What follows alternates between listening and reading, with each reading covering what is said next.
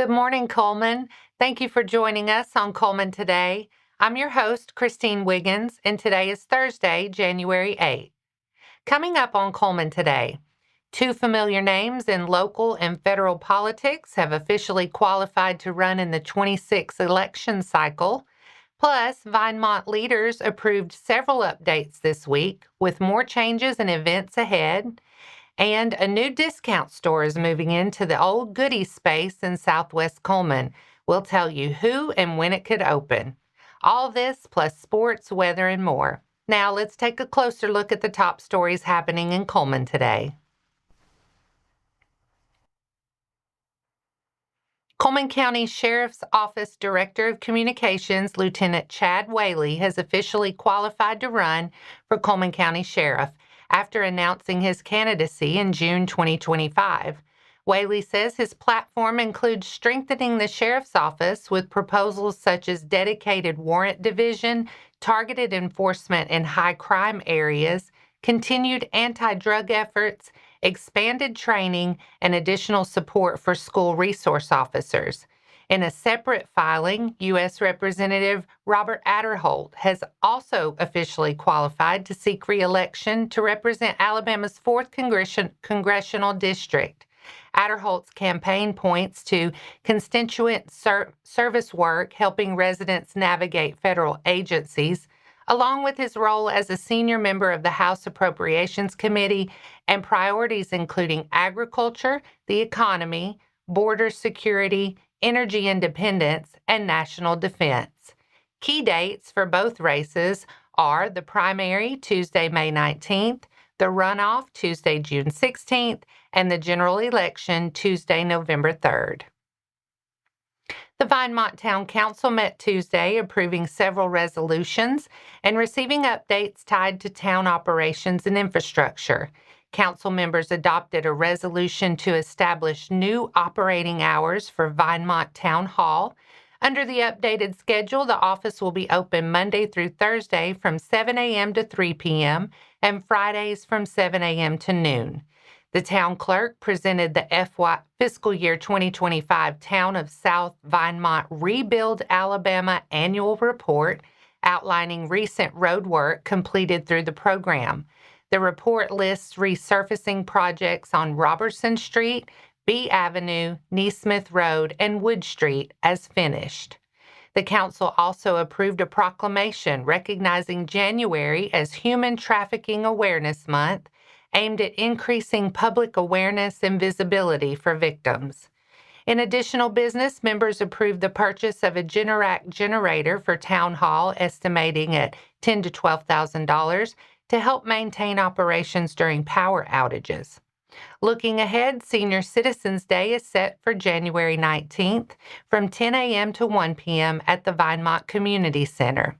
The next council meeting is Tuesday, February 3rd at Vinemont Town Hall, 36 Patton Drive, with a 5:30 p.m. work session and a 6 p.m. meeting.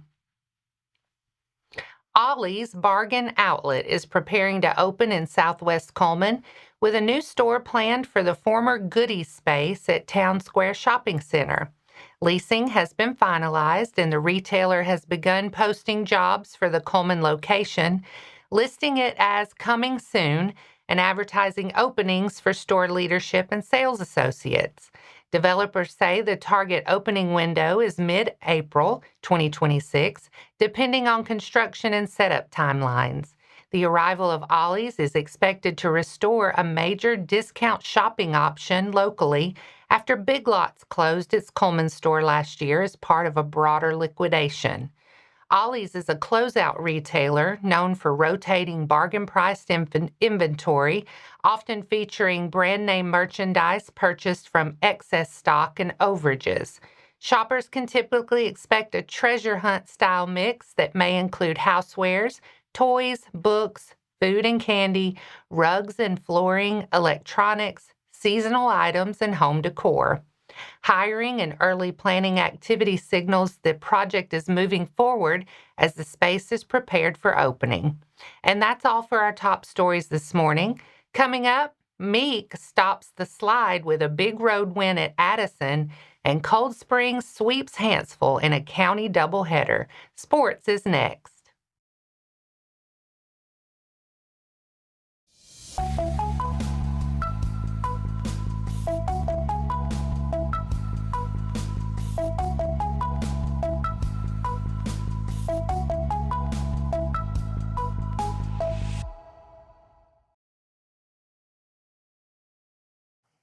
Welcome back. It was a big couple of nights for local hoops, with Cold Springs sweeping Hanceville and Meek picking up a rivalry win at Addison. In the girls' game, the Cold Springs Lady Eagles came out firing from long range and built a quick double-digit lead, but Hanceville settled in and rallied with back-to-back runs to erase the deficit and pull even heading into the fourth. Cold Springs answered with a strong closing stretch at the free throw line and key stops on defense to secure the 50-41 win. Holland Brewer and Ella Dickinson led the way for the Lady Eagles, while Kinsley Farr paced the Lady Bulldogs in the comeback effort. In the boys' game, Cold Springs set the tone early, carried a comfortable lead into halftime, and responded each time Hanceville tried to make a push in the second half.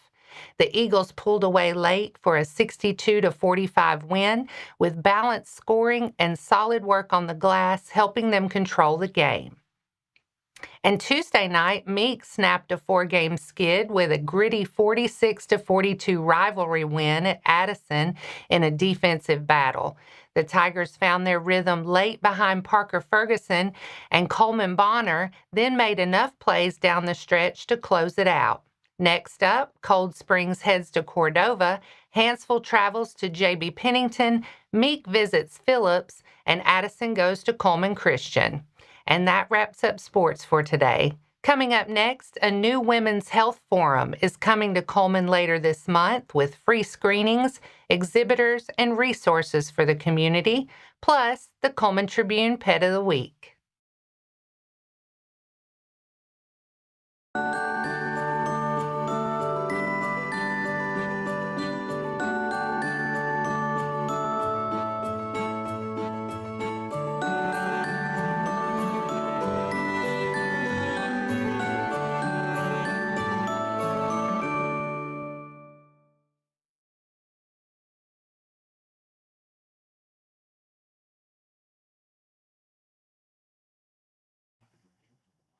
Welcome back.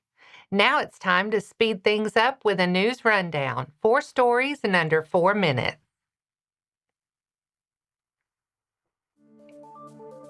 The Pantry at the Link is hosting its first after-hours food distribution of the year, Tuesday, January 13th, from 4:30 to 7 p.m. The evening distribution is designed for working individuals and families who can't make it to the pantry during regular business hours. Organizers say the program was created after community feedback and is meant to make food assistance more accessible. The after-hours event follows the same Neighbor's Choice model used during daytime hours. Visitors receive a set of pre-packed staple items, then shop for additional groceries such as produce, meat, eggs, cereal, snacks, and other pantry goods. Households of 4 or fewer typically receive about 50 pounds of food, while larger households usually receive around 80 pounds. First-time visitors do not need proof of income or residency. An ID is preferred but not required. Lotus Health Incorporated, a Cullman-based nonprofit focused on holistic and preventative care, will host a Women's Health Forum Saturday, January 31st at the venue at Cotton Creek. Organizers say the public portion is free and will feature exhibitors, health screenings, and community resources focused on women's wellness and safety. The forum is open to women and men, with local leaders and health providers expected to take part. Educational programming will highlight women's health and fertility awareness, including resources aimed at helping young women better understand reproductive health. Doors open at noon, with exhibitors and screenings from noon to 4 p.m. A podcast-style question and answer with participating political candidates is set for 4 to 5 p.m., An invitation-only dinner and meet and greet follows from 6 to 8. Details and registration are at lotushealthinc.org. Vendor applications remain open for the Bloomin Festival Arts and Crafts Show, and organizers are encouraging artisans to apply even as several categories are already full. Now in its 42nd year, the Bloomin Festival is known for showcasing original, handmade items and drawing large crowds each spring to the campus of St. Bernard Preparatory School. Organizers say the show limits the number of vendors in each category to keep a strong variety for shoppers. Some popular sections, including candles, jewelry, soap, and wood products, are nearly or completely booked, but space is still available for other handmade goods. Applications will be accepted until all vendor spots are filled and spaces are awarded on a first-come, first-served basis. Vendors can apply online and upload photos of their work through the festival website. The Bloomin Festival is April 18th through 19th. More information is available at bloominfestival.com. Sissy Lou is a Great Pyrenees and Golden Retriever mix, approximately 9 to 10 months old. She's the Cullman Tribune Pet of the Week. Sissy Lou finds comfort in routine.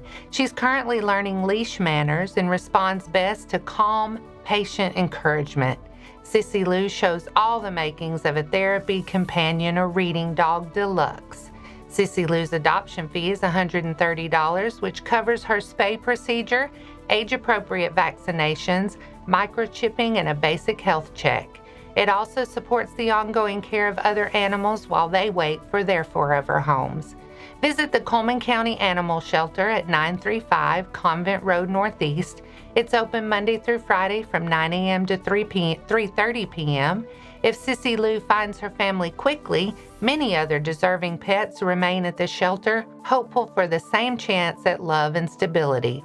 Contact the Cullman County Animal Shelter at 256-734-5448 or Cullman Animal Shelter at co.cullman.al.us. And that's your 4 stories in under 4 minutes. Now for a quick break before we look at the weather. I'll be back after this quick message.